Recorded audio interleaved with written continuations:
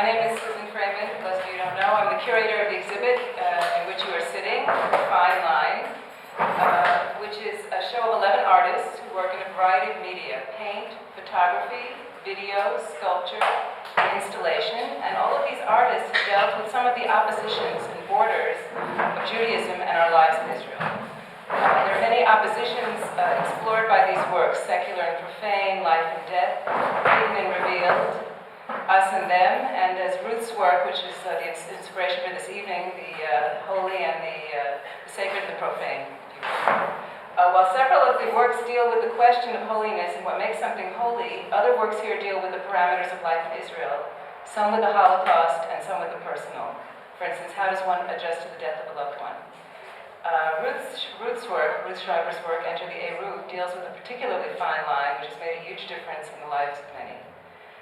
It's my pleasure to introduce now Rami Ozeri, who's the founder of the Biennale and who was the initiator of this evening, to say a few words.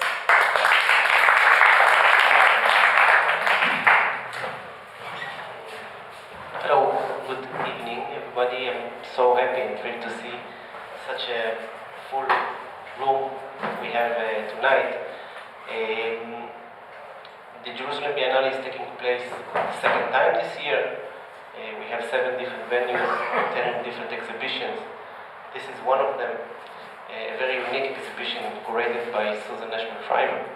And I'm very proud about this specific exhibition. I'm also very happy and proud of the opportunity we have to discuss such an amazing work by Ruth Schreiber.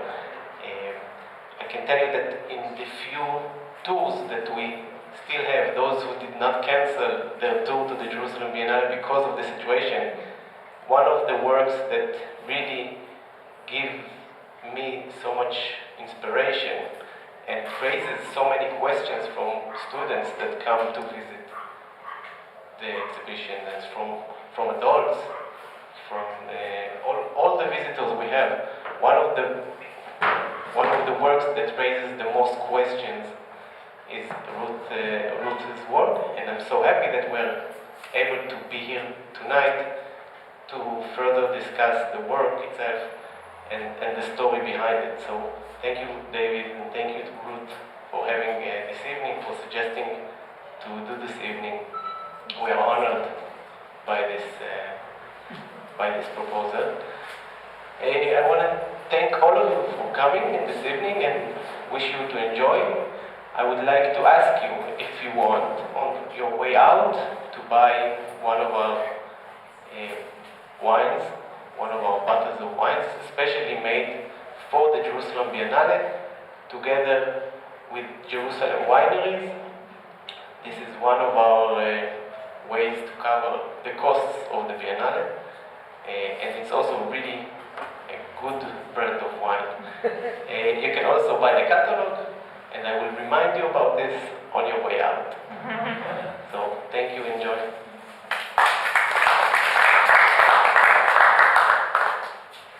Thank you, Rami, and the wine really is very good. I can tell you that. The order of our evening is, first I will introduce Ruth, and Ruth will talk about her work, and then we will have a talk by David. And afterwards, if you like, we'll have a discussion about Eruv and possibly Eruv Jerusalem questions and so forth. So anyway, it's my pleasure to introduce Ruth Schreiber. Ruth Schreiber was born in London. She and David made Aliyah in 1976. The Schreibers returned to London for about 11 years, and upon their return, Ruth began working as a volunteer guide at the Israel Museum. Once her children grew up, she was able to devote herself more seriously to her art, and she took a postgraduate course in ceramics at Bezalel from 2003 to 2005. Thereafter, she's been developing in painting, sculpture, video, and installation art and photography. Ruth has had several solo exhibitions and participated in dozens of group exhibitions since then. And her art is in public and private collections on 3 continents. Everything she does as an artist is connected with some aspect or another of being a Jewish woman today. Ruth, my pleasure. Hi, I produced my work, Enter the Eruv, which is something you haven't seen, but apparently it's behind you. It's in the back corner of the room here. As a tribute to David, who worked for about 16 years actually, from 1987 when we started the project in 2003, when the first Eruv in the British Isles was finally inaugurated. And I was there alongside him through many, many frustrations, long hours and late nights, many downs and the occasional up. In the end, of course, we got there. And I produced this work. As Susan said, everything I do is connected with being a Jewish artist today, and it connects with my life. So this was an unusual piece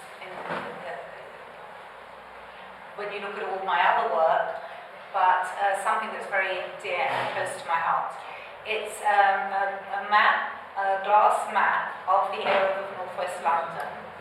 And underneath I've put motion sensors. There are electronic motion sensors underneath the work and lights. And so when the person approaches and the motion of a person coming near is picked up by the sensors, then the lights go on. And when there's nobody, there's no movement or somebody, or you withdraw, the lights go off after a few seconds. And my idea was that the lights would be a metaphor for the difference between the Eruv on a Shabbat, when it's a sacred space, and the rest of the week, when it's also there, but it just has no meaning for us. So I've used the motion sensors to enable the lights to go on and off as a metaphor for that difference. So I hope you enjoyed David's presentation. I'm looking forward to hearing it as well. And I want to just take this opportunity to thank Susan and Rami for all their hard work and for the wonderful Biennale that you put together. Thank you very much.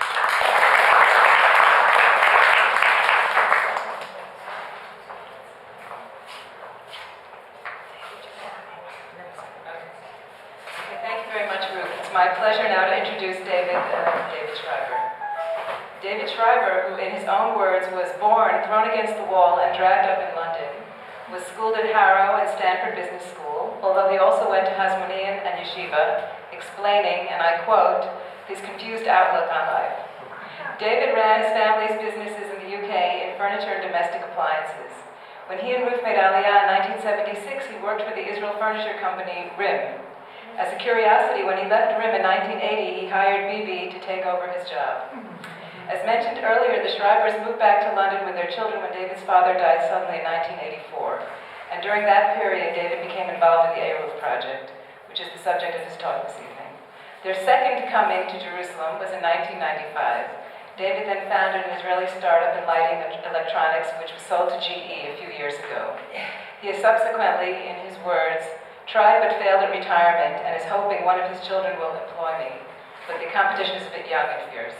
The title of David's talk is The History and Story of the Northwest London Eruv. Thank you, David.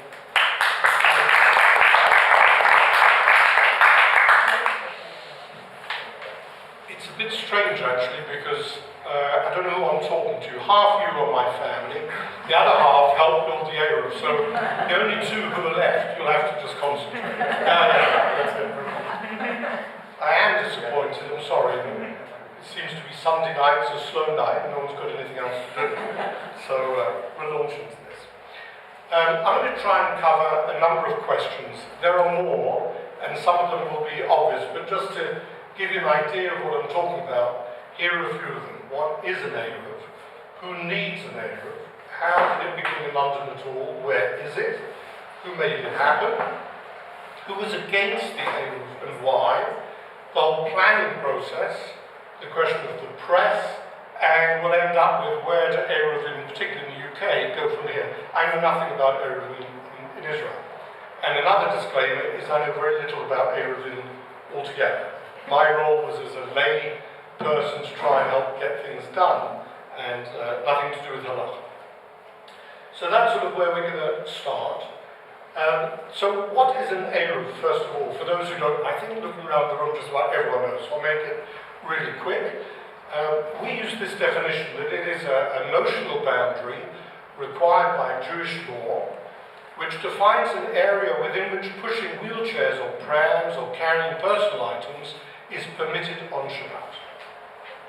For observant Jews, Shabbat is a day set apart from the working week. Family time and spiritual pursuits are encouraged, whilst other activities like shopping and doing business are prohibited. Jewish law permits carrying in the home, or within an area defined by an Eruv. The provision of an Eruv is a positive precept and not a relaxation of orthodox norm. An Eruv comprises natural features such as rivers or existing construction like fenced gardens or roads, and needs only to be marked by gateways, Surot Pesach, where large gaps such as main roads run through it. So that's sort of a quick rundown. Its background goes back to the Bnei Israel in Sinai, and the fact that God said to them, you can't collect man on Shabbat, but collect twice on Friday, and then Shlomo HaMelech picked it up and set out what we understand as an Eruv. And the Gemara dedicates a whole tractate, Eruv, into all the minutiae of an Eruv. It's very complicated. But it does say a couple of things which are interesting. One is that it's one of the first things that a rabbi needs to do when he moves into a community. It comes before building a shul, for instance. And the other interesting thing the Gemara says is that it's one of the very few things where Rabbanim are instructed to go l'kula, to find leniencies to allow an Eruv and not to prohibit it. The picture you're seeing there, you'll hear more about the two central characters there. One on the right was a government-appointed inspector running an inquiry, David Bushby. The one pointing with the moustache is Eric Fibbins, and I'll come back to him as well. So, who needs an Eruv? I'm going to try and set the scene as impartially as I can. You'll see that gets a little bit difficult between those who need it and those who object to it. And we were caught in the crossfire. So, who needs an Eruv? Well, it is convenient for all Shabbat observant people. It can be a very minor convenience. I found it actually very marginal. So, instead of having a key on belt, I have a key in a pocket. It doesn't make a whole lot of difference to me. But it is essential for many people, particularly young mothers, elderly people, people in wheelchairs, disabled, and so on. I've written long summer days because in England they're longer than here. And we spoke to many women who found that they just could not tolerate it. They couldn't stand it. The kids were climbing up the walls. They couldn't go out, particularly if you're in an apartment. I mean, it really is horrible. We even have one friend who told us very openly she would have had more children if there'd been an Eruv when she was younger. It's as simple as that. I want to introduce you to a friend of mine. I'd like you to meet Chani. This is Chani Nussbaum. She suffered from MS for very many years. I'm very grateful to Chani, and she seems to be grateful to me too. It's a mutual kind of thing. She really wanted to be able to get out to visit her children on Shabbat, to be able to go to shul. Her Rav did not allow her to do that. And I sort of made her a promise. And it helped me a lot because it gave me a focus. I knew that I was trying to do something for Chani, and that was sort of, for me it helped anyway. How did it begin was the next question I wanted to address. By the way, if I'm going too slowly, give me a push along. If I'm going too fast, it's tough luck. So it began, and we're talking about in London, and you have to remember that there had never been an Eruv in London.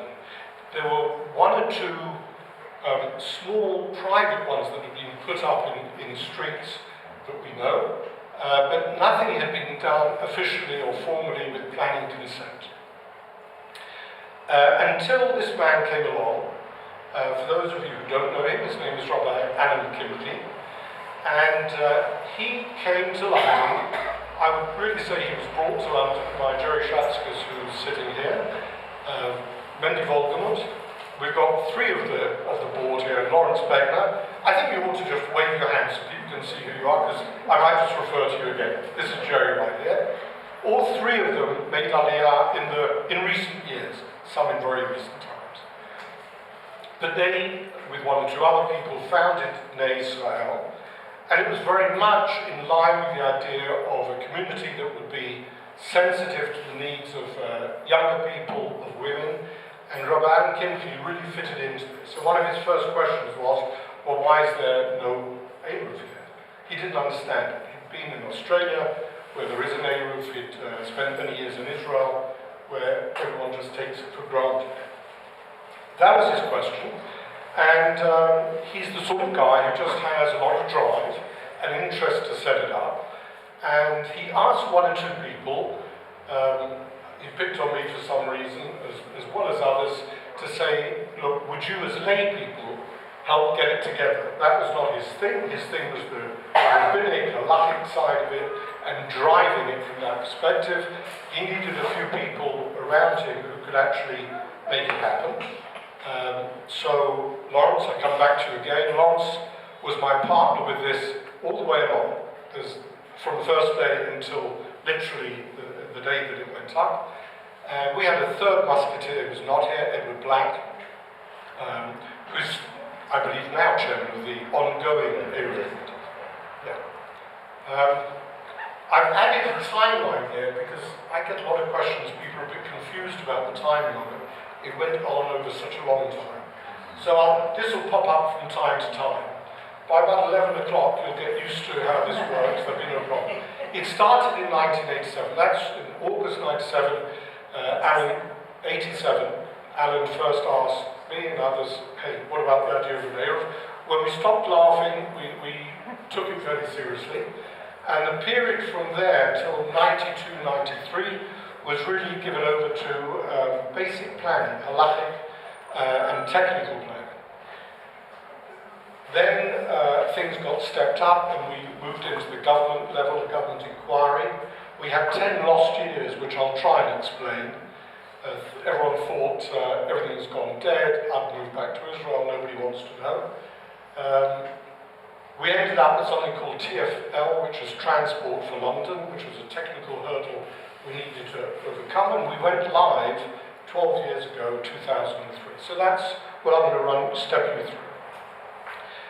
We formed a committee, as I say, it was Edward, Lawrence, and myself as chairman. These are some of my files at home in London. And I mean some of them, there's many, many more. This thing went on and it grew like topsy. One of the things that we realized as a young, we were young, group at that time, before we understood the full weight of opposition, and I think that was a bracha, because had we understood what we were up against, we probably would not have taken it on. We didn't, we underestimated it, we had no idea. But we did realize that because of the political situation among the rabbinate in northwest London, I'll come back to that, although frankly, it's not my focus. Alan Kimchi was seen as an outsider.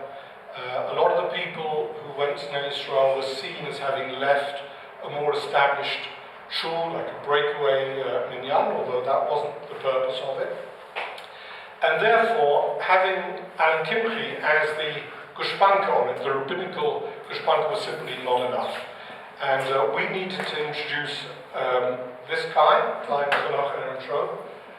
who was head of the London Beis Din, and in any setting, a heavyweight. He had previously been the Rosh Kollel in Manchester and was respected as a halachic authority. Coming to the Beis Din was something relatively late in his life. To our delight, somewhat surprise, he adopted this and he said, you know, you've got my backing. And it was tested. He was put under enormous pressure by other rabbanim. A lot of his community, a lot of people close to him told me he's going to fold, he's just not going to be able to do it. The truth is he never bent, and he was there to the end. That was terrific. He came on board around 1989. I can't be too accurate about that. I'm going to go back to our committee because we were a very scrappy sort of team. And we were scrappy because it wasn't a formal committee. We made up this name of the Northwest London Eruv Committee, but it was nonsense. It was just the three of us getting going with this thing. Once time Eruv came on board, we realized we needed some branding. We needed some weight of a brand name. And that was going to be the United Synagogue. in England, United Synagogue is absolutely establishment.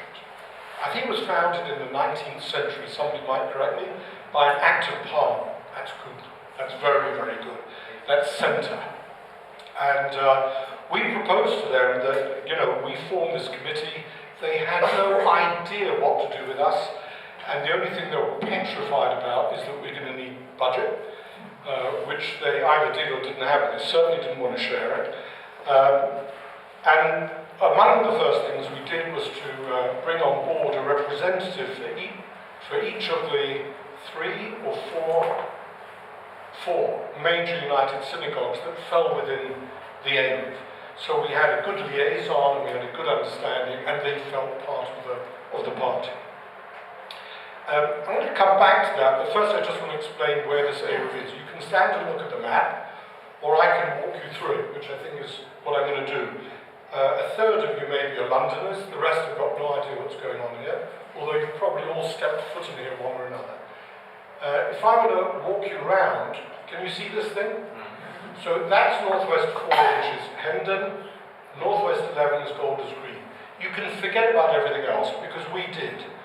And for the sake of having an Eruv that was easy for everybody to relate to, because some of the twists and turns are complicated, early on in the game, Lawrence and I really decided this is the Northwest 4 and Northwest 11 Eruv. That was the core of the Eruv, NW4, NW11. I made sure to leave out NW3 because my mum lives there. Yeah, and I didn't want her popping in at any time. So the Eruv actually comes within 200 metres of my mum's home, and she's outside. She's outside for two good reasons, seriously. One is that she lives on Hampstead Heath, and Diane Erentrow was more machmir than any of the other Rabbonim, because he said you cannot include any heathland. Others do. In this country, heathland or sand dunes are included. The other reason is that we were working with a council called Barnet, and that was hard enough, as you'll hear. Where my mother lives is in Camden, and they were even more difficult. Early on in the process of setting up the Eruv, and that was, I think, you, Lawrence, if I remember, you brought over Rav Shimon Ida from the States. Rav Shimon Ida was a Talmid Mufak, a very close disciple, student of Rav Moshe Feinstein, an expert in Mikvaot and Eruvin, and responsible for many of the Eruvin across the United States. He came over, we'd already planned the Eruv, more or less. He checked it out, we did the whole thing on foot. I remember going up and down Spaniards and stopping the traffic so he could actually measure the width. He basically said, this is great, it's good. Didn't help us much when it came to the other Rabbonim, but he did. It's about an 11-mile perimeter, which makes it quite a large Eruv. It comprises 85 poles and connecting wire, very thin fishing tackle. And those poles represent a very small part of the 11 miles. And that's because along this area there is the North Finchley railway line. It's the northern line, it's above ground and has a statutory fence. Same thing on the west side, all of that is the M1, and by law it has a fence which complies with our needs. So we really were faced with only crossing here, and that's where most of the poles are. The areas that I mentioned, I'm going to get them quickly because I really want you to see the pictures. We were able to use existing infrastructure. These were the two sensitive spots, Hampstead Garden Suburb and the Heath Conservation Area as well. They're two separate spots. Here's one of them. And this is Wildwood Road, where Hampstead Garden Suburb borders with the City of London property. That part of the Heath belongs to the City of London. We had to be super careful. The last thing they wanted was us putting up any poles or anything like that. And the other real difficult spot was Spaniards, as I mentioned. So that's a picture of it. Super sensitive, and you'll hear more about that in a moment. So who were the people who objected? If it's also straightforward, only a few poles and wires, nothing much. 85 poles and, I don't know, a mile of wire. in an area that we once estimated as about 250,000 poles and 250,000 miles of wire, because every house in England is connected for telegraph wires, some of them for electricity too, it's all over the place.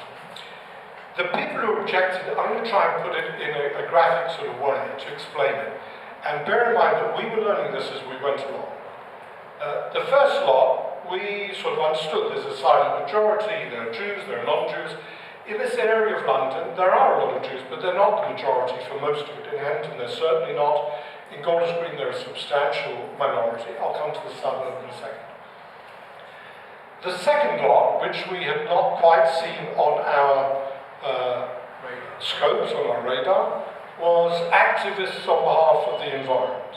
And that was to do with street clutter, birds garrotting themselves on this wire, blind people tripping over the poles as if there's nothing else on the pavements, etc., etc.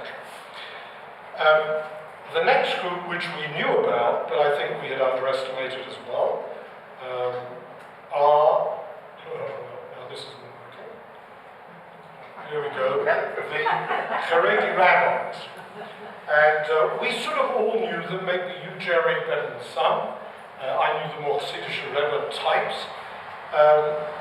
They very quickly decided, two of them I would say, because one was the Moed Asker, the community rabbi or area rabbi for Hendon, and the other was the Moed Asker of Golders Green. So that makes them very powerful.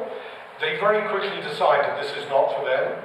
Not only that, but they're going to oppose it, and they're going to make sure it does not happen, and they will do anything to make sure it doesn't happen.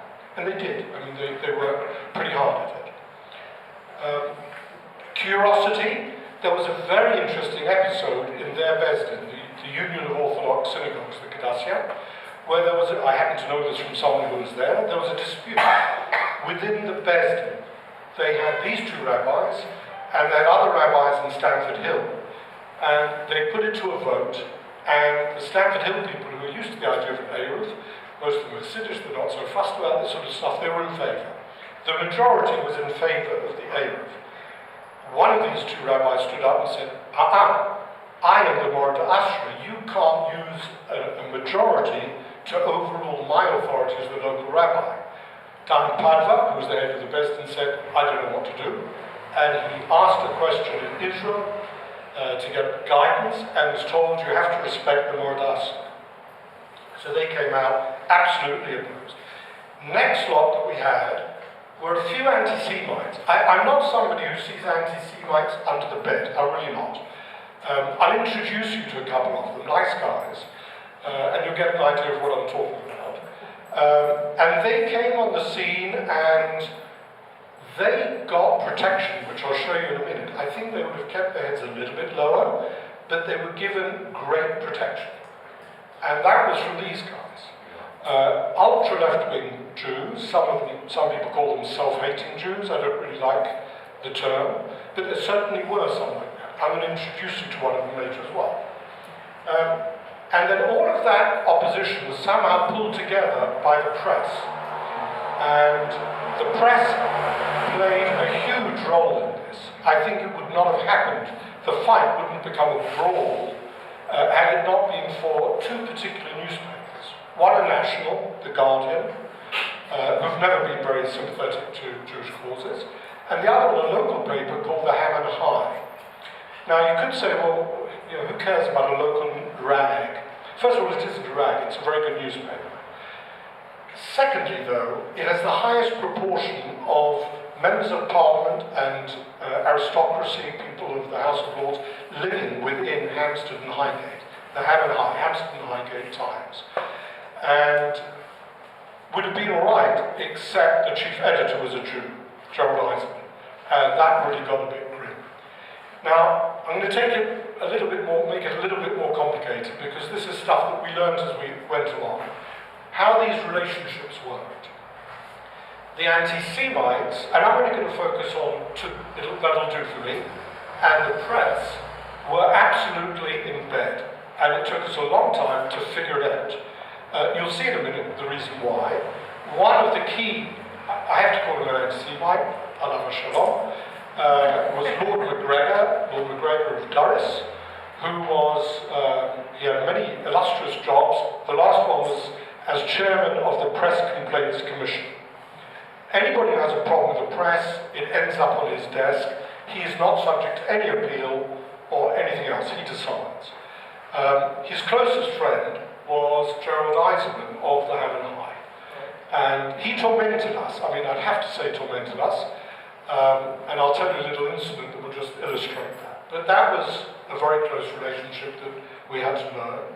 The next one was an unholy alliance between the Haredi rabbis and the ultra-left. Shouldn't be in bed together. It's adulterous.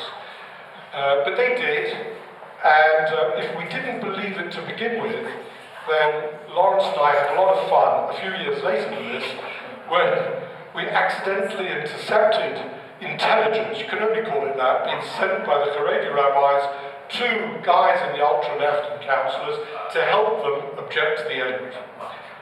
It was just a matter of luck that we picked it up. The next relationship was between the press and the silent majority. I have to back off and tell you, for those who didn't grow up in London, maybe it's not true anymore, I don't know, but when we were growing up, 50s, 60s, into the 70s, it was a very tolerant place. It was easygoing. Multiculturalism was just starting, pluralism, and England altogether, they do tolerate, they're very understanding of people a bit odd. And generally, if it doesn't cost them anything, it doesn't interfere, they'll say, go ahead. And that's how it started. You can turn a silent majority into a vehement opposition very easily. And that's exactly what happened. They turn into a very solid block of opposition. So the last of these, I alluded to it before, was the connection between the anti-Semites and the ultra-left. In a way that's even more unholy, at least it's different. But here, the anti-Semites had the best cover in the world. What do you mean anti-Semitic? What do you mean objecting? Your own Jewish people and your rabbis all say you shouldn't have an Eruv or you don't need an Eruv. So don't point the finger at us. And that was actually quite hard to deal with. Let me take you now on to the actual plan, the run-up to the planning. So I'm down here in 1992. And, sorry? 92 at the moment, and we realised that we've got to get on with the planning. We'd finished all the actual planning of the Eruv, where each pole was going to be, wires, etc., etc. And we had to bring this to Barnet. Barnet is one of, I don't know, is it 20 councils in England, something like that, 18 or 20. They'd never heard of an Eruv, by definition. And then we discovered something else. We were working hard, lobbying these councils to say, hey, an Eruv, it's this, it's that, it doesn't hurt anybody, helps some people, some of them are your voters, etc., etc. And then we realised that we really didn't have the Jews with us either. I'm willing to say the majority of the Jewish population around us had no idea of what an Eruv is, let alone of the benefits it could bring. And one of the first examples I had of that, I had a meeting with the then president of the United Synagogue, and I said to him, you know, this is what we'd like to do, we want to bring it under the United Synagogue to become the Eruv committee. He said, Eruv, yeah, that's for the old people, but they're dying off anyway. And that's as far as it went. He tolerated us using the brand name, but he had absolutely no idea what we were about. The same thing with these councils. We had some campaigns. This was one of them, just for fun, with bumper stickers and so on, just to raise awareness of the need for an Eruv. And we had meetings in the shul, we organised questions and answers for people to understand what it was about.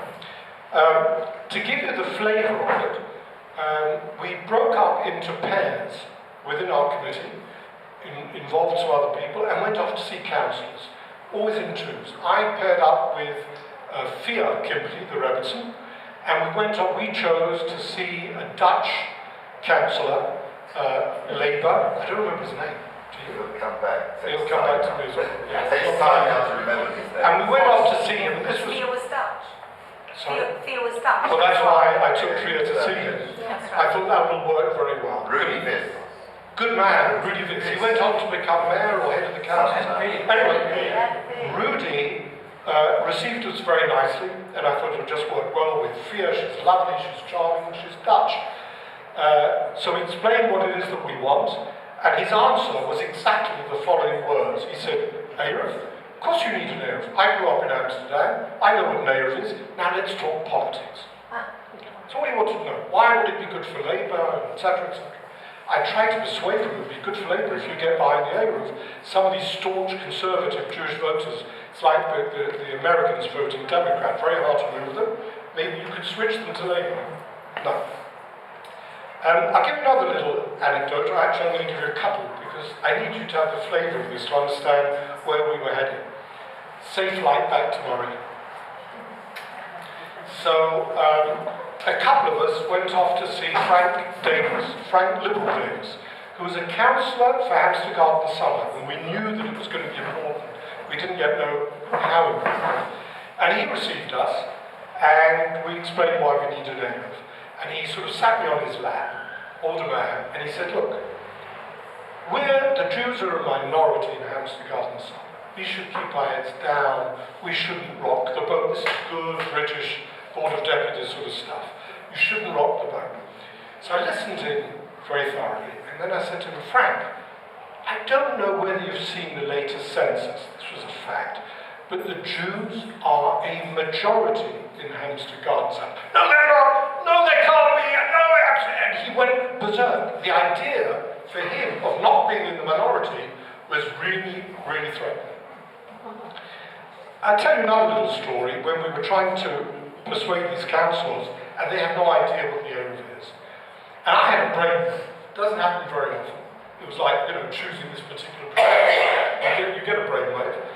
So I said I called up a friend of mine at the council and I said, look, I understand how difficult it is. You've got no idea what this Eruv is. Why don't I organise a visit for a few of you, I can't do all of them, it'll cost you much, to see an Eruv. Oh yeah, that'd be wonderful. The only real Eruv that made any sense was Strasbourg, where they've had an Eruv for years and years. And Strasbourg's a gorgeous place. And, my twisted mind, I thought, lovely, get a few of them there, give them an evening, show them the Eruv, they'll love it. And then I thought, well, I better just tie this up really well. So I spoke to my counterpart in Strasbourg. And I explained to them, yes, we'd love to help you, of course they can come and we'll look up, make a fuss of them, we'll introduce them to the mayor of Strasbourg, maybe they'll want to twin the cities, all sorts of things. It's great, lovely. And you'll show them the Eruv. Yes, we'll show them the Eruv. I said, because they've never seen the idea of poles and wires. He says, yeah, what are you talking about, poles and wires? And well, your Eruv in Strasbourg, they want to actually see the nuts and bolts. The long and short of it is the Eruv in Strasbourg, which I've since seen, is an island comprising the railway line to the north and a canal to the south, and they intersect and close, and that's the Eruv. And boy, was I lucky, I could have taken them to Strasbourg and then come back and say, yeah, we'll do that. Railway line, who needs poles and wires? So we kind of dropped that idea. I'm going to give you one more little vignette about that. All to do with what is an Eruv for the council. So, one of the councillors, her name is up there actually, Barbara Langston, very intelligent woman, conservative, Thatcherite, if you know what that means. It means that she respected Lord Jacobowitz as the Archbishop of Canterbury, as did Thatcher. And she called me up, we became very friendly, and she called me up and she said, David, where does this Eruv thing come from? I mean, in the Bible, what is it about? So another one of my little brainwaves, or maybe somebody else's, I don't remember, I said, you know what, Barbara, how would you feel? Would it be helpful if Lord Jacobowitz would be willing to address the council and explain that? That'd be magic. It'd be absolutely magic. I said, well, I don't know, but I'll speak to him, see if he's willing. And he was a past master of that. I mean, it just suited him to a T. And Sunday morning, he gets in my car, we drove over to the council, and they've got a lovely oak-panelled room where they receive people. It was very nice, very English, good taste. And in we go. And the chairman, this guy Don Goodman, he stands up. He's got about 5 or 6 councillors who took off on a Sunday morning. And he says, "Oh Lord, Joe, very nice that you're here. We're very grateful. And I'm going to give the floor to Mrs. Langstone, who has a question for you." So she asks a question. Eruv Biennale, what's it about? And Lord J did a fabulous job. He says, well, it goes back, as I said before, it goes back to when the children of Israel left Egypt, and they're all nodding, and they're in the desert, in Sinai, and God sent manna. Oh yes, manna, yeah, manna. And they couldn't collect it on the Sabbath because they weren't allowed to carry. And then Solomon, King Solomon formalized it and so on. So that was about it. I made it short. And Don Goodman stands up and he says, "Well, Lord Joe, very nice of you to come here. Very interesting. And I thought it went back a lot further than that to the Middle Ages."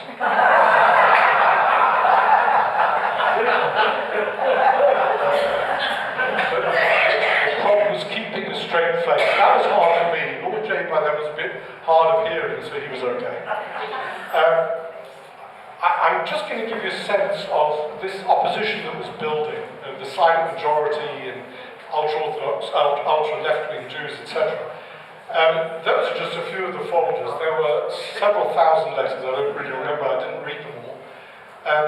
I just want to give you a taste, not the most extreme at all, but the one open in the middle there says, "If that wretched Eruv goes up, we've decided that we'll spend the rest of our lives taking it down. Signed, 23 Jews from Hendon who want nothing at all to do with this ridiculous idea, but just to live like normal human beings and not in a ghetto." The word ghetto was the most popular word used in church. The letter next to it, which I'm not going to read, it's from our good friend Jeffrey Siegel, Dr. Jeffrey Siegel and his wife Elizabeth. They were probably the most vocal. They caused untold damage when they wrote, not this letter, in another letter that they wrote to Barnett, and I think I can quote it verbatim. You'll correct me if I go off track, Lawrence. But what they said basically was, we live in Child's Hill. We're humanists. We don't believe in the Eruv. We don't need the Eruv. We don't want the Eruv. That wouldn't be too bad. But I shudder to think, that was the phrase, I shudder to think of my sister, I don't remember her name, who lives in Manchester, who was liberated from Bergen-Belsen. If she comes to visit and she looks out of the guest bedroom upstairs and sees a wire, she'll think she's back in a concentration camp. Now, let me tell you, some of you may remember, the next night, it was a Wednesday night, what's his name, McDowell or McDonald, black guy who was the news reader, opened, we're warning a few minutes before we were all watching, opened the news. This is the 9 o'clock news in England. That's like listening to, I went to bed, everyone listens. And it came on before the news with clippings, footage from the British forces going into Bergen-Belsen. That's what it opened on. And then they said, well, first they showed that, and then he led with a story about an Eruv, and how this is creating a ghetto and recreating the environment of a concentration camp. Can you imagine what that did to the silent majority? And you can't recoup it. It's gone. The word is out. It's like some of our friends across in Ramallah make a silly statement. It's out there, and you can fight hard to try and retrieve it. So that was our friend. On the other hand, and more surprisingly, this was the Times, at the same time in a leader. Last night, John Major and President Clinton met to discuss affairs of state in a mystical Jewish enclosure. Like dozens of civic buildings in America, the White House lies within an Eruv. And this was the Times, and basically going on to say, why on earth shouldn't the Jews have an Eruv? Not all the press was quite like that. So I brought you, there were really many different pieces. I brought you a piece here from the Ham and High. They had every week, relentlessly, it would come out on a Thursday, and relentlessly they had pieces about the Eruv. Here they're saying how it became personal. what was personal, and I have to just quickly tell you that part of the story, is that with all the objections that were flooding into Barnet, the one that carried far more weight than any others was a letter by Lord MacGregor, who, besides being head of the Press Complaints Commission, was the chairman of the Hampstead Garden Suburb Trust, an august body that had been there since time one. And nobody ever rocked any boats there, but he was the chairman. And he made, as it turned out, the mistake of writing on Hampstead Garden Suburb Trust letterhead to Barnet, objecting to the Eruv. That's what allowed us a bit of a leverage, because the trust had never made any decision about the Eruv, but he wanted to get the weight of the trust behind him and not just in his own name. So he did that, and a few of us decided, there was a meeting of the Hampstead Garden Suburb Trust, and a few of us decided it might be a good idea to attend. I've lived in the suburb, you didn't have to attend, I was a guest. Some of our colleagues were members of the Hampstead Garden Suburb Trust, whatever it's called, and we had one of the trustees of Hampstead Garden Suburb who was really frustrated with Lord MacGregor because he'd been cooking the books, literally. There was fraud in the accounts. They tried to raise it in committee and he just overruled any objections. And they said, we know you're trying to get the Eruv through. Why don't we just cooperate a little bit? We would like the question of the accounts to be raised in the next annual general meeting. But he won't recognise any of us. He won't allow us to raise it. If you can do that, I think we can also raise this question about the letter. And we went off with a friend of ours and a few others, and people started asking questions about the accounts, and MacGregor got very red under the collar. He was very disturbed about this, and in order to divert attention, actually, there was a guy at the back who we didn't know who had some piece of paper, and he said, "You," which was our friend Bina, and he said, "You've got a question." So Bina said, "Yes, I do," and he picked up a big picture of Lord MacGregor's house, where he'd been breaking his own rules, changing windows, he just had a law unto himself. Mayhem broke out, absolute mayhem, during which somebody else raised the suggestion that he ought to resign. And specifically said, you went ahead and wrote a letter on our behalf, you didn't represent us, you need to resign. A vote was taken and his resignation was called for and he walked out. First time anything like that had happened. The letter was withdrawn by the committee the following Thursday when they met. So that was a big hill, and the truth is, if we hadn't achieved that, there was no way the Eruv would take place. Hannah and I gave a quick summary, so I'm going to use that just so I keep you in the planning story. In June '92, Barnet Public Works were asked to approve the technical side of the Eruv, which poles, how high, how much wire, insurance, third-party liabilities, etc. They approved it. That letter came in September. Pardon me. Later in the month, Lord MacGregor resigns in the circumstances I've described. The following February, the epitome, the focus came on Barnet having to give planning consent, not public works consent. All the pressure was on all round, the press, M&I, etc., etc., and they turned it down, not totally to our surprise. We went back with a revised version. We saw we were going to get absolutely nowhere with Barnet, and we went to the Secretary of State, it's the Minister, on appeal. Very, very rare for planning to go to a Secretary of State. He can't decide that, so he appoints an inspector. The inspector has a hearing, it lasted a week, and then has to get the Eruv. I want to introduce another friend, a very special person, Eric Fibbins. Not Jewish, he was our planning consultant. You couldn't go to Barnet without a planning consultant, certainly not to central government. You saw a picture of him early on. I'm going to return to Eric in a minute. For our side, we had Lord Jacobowitz, who spoke beautifully, and the young new Chief Rabbi Sachs, who had really not been there very long at all. And on the other side, we had a fine gentleman called Lord Soper. John Steele was on his feet the whole time. It opened on a Monday morning. Our house was very close by, 50 metres away in Brampton Grove, which we used as headquarters. All of us, Lawrence, Edward and the others, John Steele, the Lords, would sit around the dining room table planning for the day, and off we'd walk to the hearing. Eric Fibbins was not well, and in fact 2 of our boys helped him, one under each arm, each time to get to the town hall. It was very close by. I want to focus on Eric for a minute. It's a question of HaKorsa HaTov and Tzadikei Oilo. Eric Fibbins was a very hard-nosed planning counsel. I'd used him for several years before in property development, nothing at all to do with any Eruv, and he was very efficient. When I first told him about an Eruv, I think he thought I was off the wall. But he got the idea of it, and he really got into it.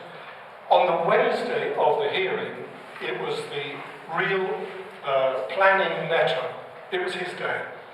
And he was on the stand from 8 o'clock until 3:30. He wouldn't take a drink, he wouldn't take a break. We did ask David Bushby to try and deal with all the technical planning matters on that day. I want to tell you that at 3:30, his wife Heather came up to the stand. 2 of our sons helped him, and he was taken straight off to hospital. On Thursday night, she told me that he's dying. He'd used, I'm crying, he'd used all his koiches on that Wednesday, and on Friday afternoon, just before Shabbat, she called me up. She said, "Have you got a fax at home?" Yes. She sent me a fax, which I then asked all my children to sit around the table, and I read it to them. He had had a dream on the Thursday night, and in the morning he asked for somebody, I think it was Heather, but I don't remember, he wanted to dictate a parable that he dreamt about the Eruv Thursday night, and he knew he wasn't going back into any inquiry, and he asked it to be read to the inspector on Monday morning. He died on the Tuesday, and Lawrence and I, and Ruthie, and sure you didn't, the 3 of us, asked permission from Rabbi Kimchi. They'd asked me to give the Hesped in the church.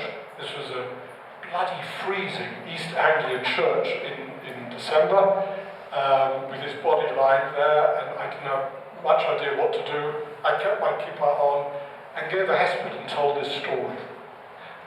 That's how it took. And what was the song they sang at from the choir? I don't remember. Rod Stewart's Sailing. Was it? It was one of those moments in this whole story, and I'm pleased we shared it. I said I'd come back to my friend Lord Soper. This is a letter, I'm going to try and move a little bit faster. This is a letter from the Methodist Church in Golders Green. I've got to tell you something. I only saw this letter for the first time in August when I was in London looking through a few old letters. There were too many to read them all. But you can see what he writes here. This guy, Dennis Fahey, this is him, PhD, wrote a number of books on anti-Semitism. And this is what he writes. Ever since the murder of Jesus Christ, there have been many instances of Gentile children disappearing during the festivals of Purim and Passover. I thought that was all gone. I really did. And he ends up, "Stop the Eruv, we believe your children may be in mortal danger." That was sent to all of his congregants in Golders Green. With Lord Soper's approval, he was head of the church. And when I say that things got heated, you can imagine what this would do to people who otherwise would have no problem at all. Here's Lord Soper. I'd like to introduce you to him. He and Lord McGregor, that's Lord McGregor, sort of took it in turns. They were a table tennis act.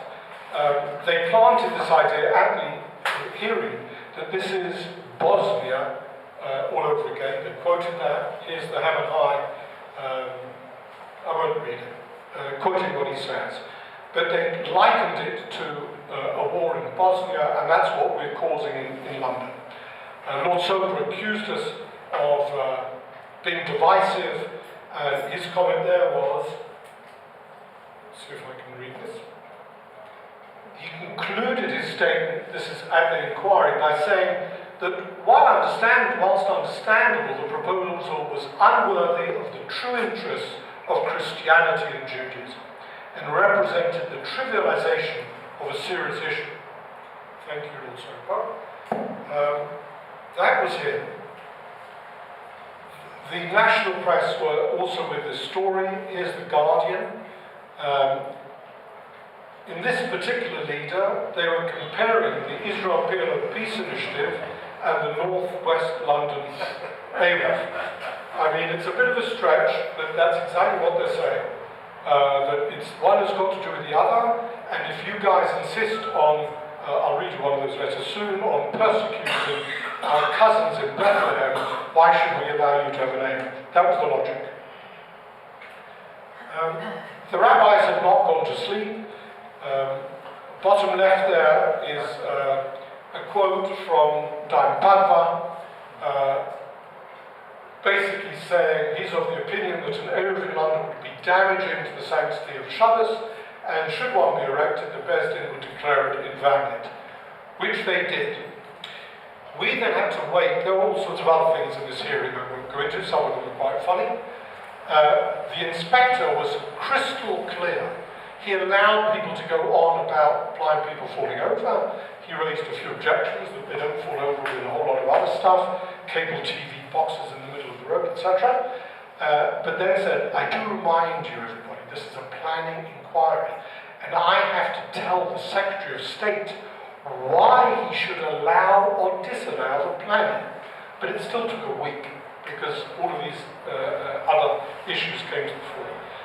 The following September, he issued this letter, at least the Secretary of State issued the letter, basically approving the planning for the Eruv. He did a wonderful thing, and a lot of our friends in England have blessed us for this. He went through in his decision, it was a very long decision, it's just the covering page, and he said the following thing. He said, any councillor who objects to any Eruv in the United Kingdom for any of the reasons that I have heard in my court will be personally liable to damages, and I will so rule. Which meant that subsequent Eruv, and there have been some, the councils were dead scared it was going to cost them in their pocket if they started objecting for all these spurious reasons. It got picked up on a broader front in the press. The Independents, who were actually very neutral. The New Yorker wouldn't have expected it to be there. I sent you a copy, I think you had it, or maybe you already had it. Calvin Trillin wrote more sense than all the others put together. He came to England, I think he spent the summer in London, and therefore had the advantage of some distance when he was describing matters. It's a bit of a long piece, anyone's interested, I'll send it to them. But he got the feel of exactly the dynamics that I've been trying to describe. In Israel, they picked it up too. That was a piece in Haaretz describing the whole thing, and they actually quote from a letter, I enlarged it, but I won't go all of it, the opening lines in The Guardian from this particular writer. The daily lives of our Palestinian friends in Bethlehem are being made hellish by the etc., etc., etc. And therefore, you shouldn't have an Eruv in London. Yeah, it's a bit hard to believe. There were 10 lost years that I referred to earlier on. They were lost for two reasons. This is one of them. This was a site known to locals as the Express Dairy Development. It was part of our Eruv, not that it was part of NW London, so it didn't matter too much. There were Jews living that side of the A1. And suddenly it was subject to a major redevelopment. There was no way we could put the Eruv around it or inside it. We had to replan that. We had to go back to Barnet and so on. At the same time, they changed the rules of the game. Here, delay was very much against us, and any poles that covered major trunk roads needed central government permission. Not now the Secretary of State, but a different branch, and that is Transport for London, headed by the Mayor, Red Ken. Ken Livingstone was known very much as being an anti-Semite. I got news for you. It came to his decision Christian only, not answerable to anybody, and he signed off. Whether that was political or not, I don't know. I don't think so, because there are 10 times as many Muslims as Jews living in London. So it worked, but I don't know why. At the end, this was Newsweek writing about it, the last delay was the silliest of all. They actually picked up on it, Newsweek. Late last month, Barnet County, this is now in 2002, approved the plan after agreeing to change the colour of the poles from sage green to goose wing grey. That took over 2 years. And we couldn't go up until they had approved the colour of the poles. Joke? Here's the joke. The Eruv went up in 2003, and by mistake, I won't say whose, we used sage green. Not a word. No one has ever said a word. The Eruv went up in 2003. The press were full of it here, there. This was the Jerusalem Post, where Ian actually did a very charming piece about it. And in England, other than the Guardian and the Ham and High, I think everyone pretty much came round. That was 2003. Very briefly, what was happening to the rabbis in the meantime? They came out furiously with their Pushkavidim. This was one of them by Rabbi Rakov of Gateshead, quoting Rabbi Yoshev to say, you cannot build the Eruv. That got picked up with a Gilui Dat of the Orthodox Union of Orthodox Hebrew Congregations. We wish to inform the community regarding the Eruv, blah, blah, blah. It's forbidden to use the Eruv. I do have to tell you, it's very sad to say, that this went way beyond these Pushkavidim. The two rabbis I mentioned put up notices in their shul, called in their Geboim, and said, no person who uses the Eruv, let alone me or mine, no person is allowed to get an aliyah in our shul. The children of anybody using the Eruv will not be allowed to go to our schools, and their sons won't marry our daughters. We will not allow shidduchim. And that is as far as they took it. I think it's fair to say, you know this community better than I do, they didn't carry their balabatim with them. I personally was not very focused on this side of it. As I think you've understood, this was a planning battle. And the Haredim, although they were a nuisance, and they made a nuisance of themselves, they were not on the central track. So long as we had down intro firmly in place and not wobbling, and we had the government behind us from a planning point of view, they couldn't stop us. So we sort of left them to their own devices. Many attempts were made by many good people to bridge the gap, to compromise, to talk to them, try and soften the words. Diane Troby was another one of the best. They got stronger and more silly. In the end, Diane Entro, I went with Diane Entro to see Rav Yoshev in Jerusalem, because Rav Yoshev had been misled and therefore said, no, you can't do an Eruv if it's a Rosh Hashanah. Of course you can't do an Eruv. He'd been misled. Not the first time with Eruv that's happened. And I did not go into the room with, I'd have loved to, with Diane Entro, but one of the Haredi Rabbonim that we're talking about from their Bezdin did, and insisted, I will take you personally, I'll fly out, which he did, at his expense. I will take you in to see Rav Yoshev, because there's such a thing as Yashut. He didn't pronounce it that way. Yashus. And for Yashus, I want Rav Yoshev to hear directly from you, Diane Entro, what the facts are, after which you confirmed that there's absolutely no objection, and that was quoted here by Diane Entro in his message. The Times again wrote beautifully, actually. Here's the headline, the Eruv brings new freedom to Orthodox Jews, and that pretty much put the thing to bed. There was a nice little snippet in the bottom of it there, you probably can't read it, I will. Also attending the Shabbat morning service at May Israel for the first time in some 20 years was Chani Nussbaum, who has multiple sclerosis and uses a wheelchair. She was pushed to synagogue by me, Actually, she wasn't. She was pushed to synagogue by my son Arya because my back was killing me. And it was being one of the players, blah, blah, blah. And she did. She came to shul and there. It was a very moving Shabbat. It was a bit special for me. I was in China on Thursday night. I didn't know whether the Eruv was going live or not. I managed to fly overnight. I promised her I would be there. And in the end, I just stood next to her. The picture is a fake. Because I really did not push her. The Jewish Chronicle wanted to run a story, which they did following that, and they insisted that they needed to see me pushing her. And moving on quickly, a number of different papers have been written, some of them really quite interesting. There's a PhD I'm trying to get hold of. This was a master's thesis on conflict resolution.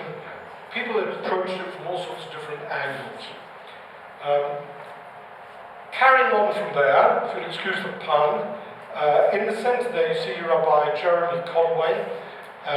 Rabbi Conway was the Rav responsible for kashrus, I think, mainly within the United Synagogue. He took on the Eruv still is. He really was the nuts and bolts man from Halacha, and we had another guy, Alan Perrin, who worked very closely with Lawrence and me, dealing with all the practical surveying aspects of the Eruv. That was really the core team. This is where we erected the very first pole when it was starting to go on. Since then, I'm happy to say that in England, Eruv are already up and functioning in Edgware, in Boreham Wood, Stanmore, Belmont, Mill Hill, and two in the north, in Manchester and Whiteford, which is a suburb of Manchester. And soon to come, sooner than I thought actually, because Camden has now been improved, Bromsbury, St John's Wood, Pinner, Chigwell, Muswell Hill, Highgate, and others as well. So there's 10 of them or so, and others to follow. The plan now, by the way, is to link all the London ones. You'll be able to walk, if you really want to, from Regent's Park to Stanmore. Within an area you would have to think about. So lastly, I want to tell you about the Chavruta. This was a cartoon that appeared, I can't remember where now. But this is a story that I know very well, because Moshe and his friend Chaim, they were Chavruta, they were learning Daf Yomi. Moshe told me about it. And it was Moshe's son's bar mitzvah that Shabbos. They've been learning 3 or 4 years. And he says to him, Chaim, by the way, I'm making bar mitzvah this Shabbos, you'll join us at Kiddush and so on. He said, no, I won't join you. No, you don't understand. It's my Chaim's bar mitzvah. You know, I want you to be there, my Chavruta. I can't. You can't. You're away. No, it's not that. But if you really push me, I'll tell you I'm not Jewish. What do you mean you're not Jewish? You're my Chavruta. You've been learning all this stuff. He said, I know, I love it, but I'm not Jewish. He said, but you're a Talmid Chacham. And you know that Goy Sheshavas Chayiv Misa. If a Goy keeps Shabbos for the sake of keeping Shabbos, his Chayiv Misa is due the death penalty. So Mr. Chaim's a bit embarrassed. He says, well, yeah, of course I know. So I make a point, you know, I carry on Shabbos. So Chaim says to me, but listen, there's an Eruv now. He said, yeah, but I don't hold from that. Thank you very much. I'm sorry, it's taking a little longer.